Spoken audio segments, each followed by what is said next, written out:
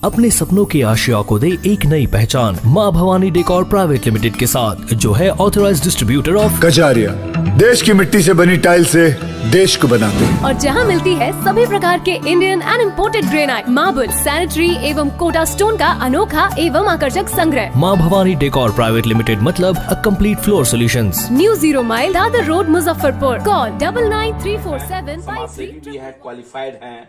PhD भी कर चुके हैं, नाम के साथ डॉक्टर भी लगता है आपके। और अभी जो सहकारिता बैंक का अध्यक्ष के पद पर चुनाव लड़ रहे हैं अमर पांडे जी के, आप लोग पूरे 16 प्रखंड में घूमे हैं वोट के लिए लेके, अब भी अपना किस पद पर नामांकन किया है वो बताएं। मैं प्रज्ञा कुमारी, मैं सामान्य महिला कोटि का एक पद होता है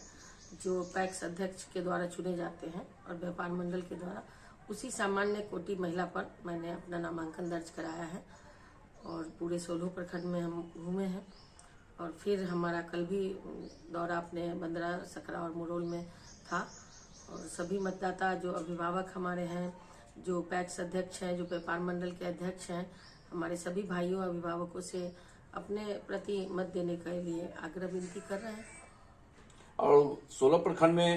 हमने घूमा है और लोगों का एकजुट मतलब कि होके आप लोग को वोटिंग कर रहे हैं, इस पर क्या कहेंगे? सभी लोग, क्योंकि हम 2 टर्म पहले भी रह चुके हैं निदेशक पद पर और उसी में सामान्य महिला कोटि में ही हम थे। जब 2009 में चुनाव लड़े हम और 2012 में जब बोर्ड ऑफ डायरेक्टर का चुनाव हुआ तो उस समय भी पहली बार हम चुनाव में आए और उस समय भी चुनाव से ही हम जीत करके गए थे बोर्ड ऑफ डायरेक्टर में। फिर दोबारा जब चुनाव हुआ उस समय भी हम महिला सीट पर लड़े और फिर चुनाव हुआ और उसके बाद ही हम उस पर रहे। और ये 2 टर्म में जो हमारा कार्यकाल रहा उसमें जो बैंक के समृद्धिकरण या उसके सौंदर्यीकरण या बैंक मजबूत कैसे बने, उस दिशा में जो हम लोगों ने काम किया, जो पहल किया, और उसमें पूरे बोर्ड और हमारे माननीय चेयरमैन साहब का भी सहयोग रहा और सभी पदाधिकारी कर्मचारी का भी उसमें सहयोग रहा। सबके सहयोग से बैंक आगे बढ़ा है और इसमें बहुत सारे पदाधिकारी स्टेट लेवल के हैं, उन लोगों का भी सहयोग रहा है और इसके माध्यम से हम लोग आगे बढ़े हैं। तो निश्चित रूप से अगर जनता, जो हमारे वोटर हैं, हमारे अभिभावक हैं और पैक्स अध्यक्ष हैं, व्यापार मंडल के अध्यक्ष हैं, सभी से पुनः आग्रह करते हैं कि अगर हमको पुनः लाते हैं बोर्ड में तो निश्चित रूप से उन लोगों के विश्वास पर खरा उतरने का काम करेंगे और प्रयास हमारा यही रहेगा कि हमारा बैंक मजबूत हो। जो किसानों के हित के लिए काम करती है उसका हम लोग को पैक्स को बहुत ज्यादा सरकार के द्वारा काम नहीं दिया जाता है, लेकिन बहुत जगह पर पीडीएस है पैक्स में और धान अधिप्राप्ति का काम है, गेहूं अधिप्राप्ति का काम है और उस कार्य में जो हम लोगों से सहयोग बन पाता है अभी तक हमने पैक्स अध्यक्ष भाइयों के साथ किया है अभिभावकों को। और जो आगे भी हमारे जितने भी तमाम जिला के अभिभावक, युवा साथी, माताएं, बहनें को मैं आज रामनवमी का बहुत बहुत शुभकामनाएं, हार्दिक बधाई देती हैं कि माता रानी की कृपा से सभी का परिवार में सुख समृद्धि बनी रहे, यही हमारी शुभकामना है। तमाम पूरे जिला मुजफ्फरपुर जिला के भाइयों, अभिभावकों, माताओं, बहनों सभी का। अभियान का काम हम मुखिया भी हम हैं अपने पंचायत में, तो मैंने जो काम किया है वो अभी वेंडरों के माध्यम से खरीदारी की गई थी, लेकिन आगे चल के इसको भी जिम बनाना है, पंचायत में खुले में जिम लगाना है या स्वच्छता का जो भी सामग्री खरीदना है, रिक्शा, ठेला या बाल्टी, डस्टबिन, वो सब भी हम लोगों को आगे चल के जेम पोर्टल के माध्यम से ही खरीदारी करनी है। ये सरकार का जैसा दिशा निर्देश आने वाला है, ये जानकारी हमें मिली है। तो हम समझते हैं कि जेम पोर्टल से डायरेक्ट फैक्ट्री से हम लोगों को सामान मिलेगा और सही सामग्री उपलब्ध हो पाएगा और उसमें बहुत ज्यादा बार्गेन नहीं हो पाएगा। तो ये दिशा बेहतर है हम समझते हैं, लेकिन जेम पोर्टल पर सभी कंपनियां अपना बायोडाटा डालेंगे और तभी जाके ये आसान होगा। तो अभी समझने में थोड़ा समय लगेगा, लोगों को जागरूक होने में भी समय लगेगा और हम समझते हैं कि इस माध्यम से अगर खरीदारी होती है तो सही सामग्री हमारे किसान भाइयों तक भी पहुंचेगा और हमारे गांव की जो जनता है उनको सही मूल्य का सही सामग्री जनप्रतिनिधि को भी मिलेगा निश्चित रूप से। उसना और मतलब अरबा का क्या लफड़ा है? देखिए, उसना और अरबा में सरकार को ये जानकारी है कि हमारे यहाँ जो सरकार के द्वारा अनुदानित मिल भी है, पैक्स का भी मिल है हमारे यहाँ, तो वो पहले अरवा चावल का ही मिल लगाए, करोड़ों रुपया लग के एक मिल खड़ा होता है। और हमारे जितने भी अरवा के भाई हैं, हम आपके माध्यम से, मीडिया भाइयों के माध्यम से हम ये आग्रह भी करना चाहेंगे हमारे माननीय मुख्यमंत्री जी से, नीतीश कुमार जी से, कि जितने भी अरवा चावल के मिल हैं वो अभी इतना करोड़ रुपया लगाए और उस पूंजी लगाने के बाद आज कहते हैं कि अरवा चावल नहीं लिया जाएगा, तो आखिर वो मिल वाले हमारे भाई क्या करें? वो तो परेशान हो जाएंगे, हतोत्साहित हो जाएंगे, उनका पूंजी बर्बाद हो जाएगा। इसलिए सरकार से आग्रह है कि जितने भी अरवा मिल वाले हैं, ठीक है, उसना चावल भी हमारे उपभोक्ता को मिले, लेकिन जो उसमें परसेंटेज जो है 50-50 का रेशियो रखा जाए, ताकि जो अरवा मिल वाले हैं धीरे धीरे करके उसको उसना में कन्वर्ट करेंगे, ताकि उसना का जो मिल है हमारे यहाँ संख्या कम है और उतनी आपूर्ति नहीं कर पा रहे। तब हमारे यहाँ डीएम साहब ने भी अरवा चावल मिल वाले को टैगिंग किया था और अभी रोक लगाने के कारण हमारे सभी किसान भाइयों को, सभी पैक्स अध्यक्ष को, किसान के खाता में तो पैसा चला गया, हम लोगों ने किसान को पैसा दे दिया, लेकिन पैक्स का जो रेट ऑफ इंटरेस्ट लग रहा है, हमारा जो सीसी लिमिट है उस पर जो इंटरेस्ट लग रहा है, उससे हमारे जितने भी पैक्स अध्यक्ष भाई हैं बहुत ही मर्माहत हैं, बहुत परेशान है कि इंटरेस्ट लग रहा है, हमारा चावल गिरने पर रोक है। और चावल हम लोग आग्रह करना चाहेंगे माननीय नीतीश कुमार जी से कि वो जल्द से जल्द हमारे अरवा का चावल का टारगेट बढ़ाने का प्रयास करें, ताकि हमारे जितने भी सीसी लिए हुए पैक्स भाई हैं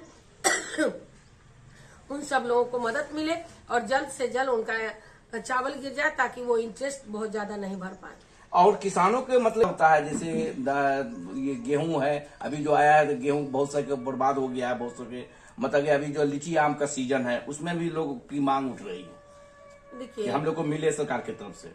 जो सरकार की योजनाएं 2-4-5 साल से बनी हुई है, पहले हम लोग 2009 में जिस समय बीमा की पॉलिसी हुआ करती थी, हमारे किसान भाइयों को प्रीमियम दे के बीमा किया जाता था और वो बीमा से जो उनका क्षति होता था, चाहे आलू हो, मकई हो, गेहूं हो, धान हो,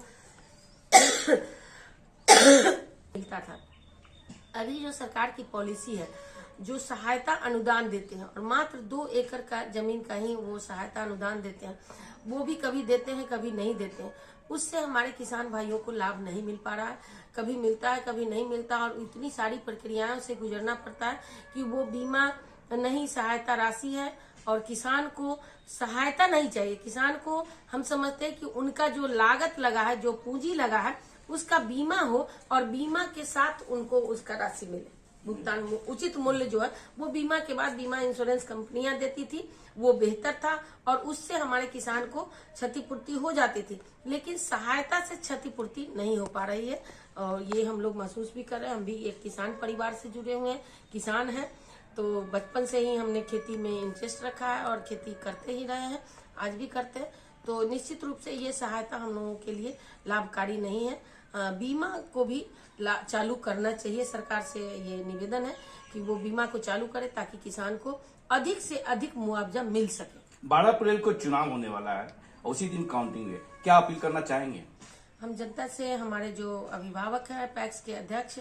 और सभी हमारे व्यापार मंडल के अध्यक्ष भाई, सब लोगों से निवेदन करना चाहते हैं, प्रणाम करना चाहते हैं और उनसे आग्रह करते हैं कि निश्चित रूप से हमें आप अपने जिस पद पर हमने नामांकन किया है सामान्य महिला कोटि पर, उस पर मत देके और अनुग्रहित करें। मैं उनके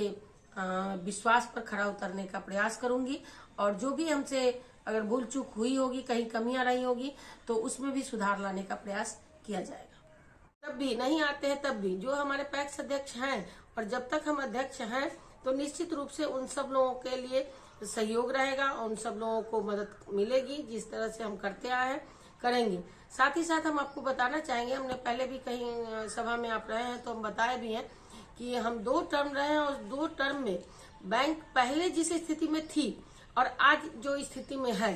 वो हम समझते हैं कि बहुत ही उसके आगे बढ़ा है बैंक। पहले हम लोगों के किसान भाइयों के पास ना पासबुक होता था, ना चेकबुक होता था, ना एटीएम होता था और आज हमारे सभी किसान भाइयों के पास अपना चेकबुक है, अपना पासबुक है, एटीएम कार्ड है, उनके घर तक एटीएम भान जाता है। साथ ही साथ अभी जो हमारे सबसे मोटा काम हम लोगों के माननीय के पाठक जी के सहयोग से और हमारे माननीय चेयरमैन साहब के सहयोग से जो बैंक को समृद्धिकरण की दिशा में जो कार्य हम लोगों ने किया है वो है ई स्टैंपिंग का कार्य। जितने भी ब्रांचेज हैं उसमें हमारा ई स्टाम्पिंग का काम अलग से रजिस्ट्री ऑफिस के साथ जुड़ के किया जा रहा है। उसमें हमारे के पाठक जी का बहुत ही सराहनीय योगदान रहा है, उन्होंने सहयोग किया है और हमारे बैंक को समृद्ध बनाने की दिशा में हम लोगों ने ये कदम बढ़ाया है और निश्चित रूप से हमें आशा ही नहीं विश्वास है कि हमारा बैंक बहुत आगे तक जाएगा। जो निजी बैंकों का जो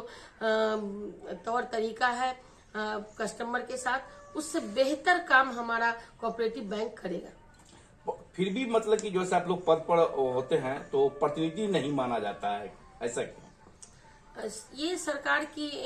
का हम लोगों से एक डिमांड है कि जैसे मुखिया को या पंचायत समिति वार्ड को जनप्रतिनिधि का दर्जा दिया गया, लेकिन हम जो पैक्स के अध्यक्ष हैं, हम लोगों को सरकार के द्वारा सिर्फ और सिर्फ एक व्यवसायीकरण की दिशा में काम करने का के लिए दिया गया, लेकिन उनको ये नहीं है कि वो जनप्रतिनिधि हैं। ये किसानों से धान खरीदते हैं, उसको सरकार तक पहुंचाते हैं और पीडीएस के माध्यम से जनता को सहयोग करते हैं। साथ ही साथ अभी सरकार का एक पहल और आया हम लोगों के किसान भाइयों के लिए कि बहुत सारे पैक्स हैं जिनको ट्रैक्टर दिया गया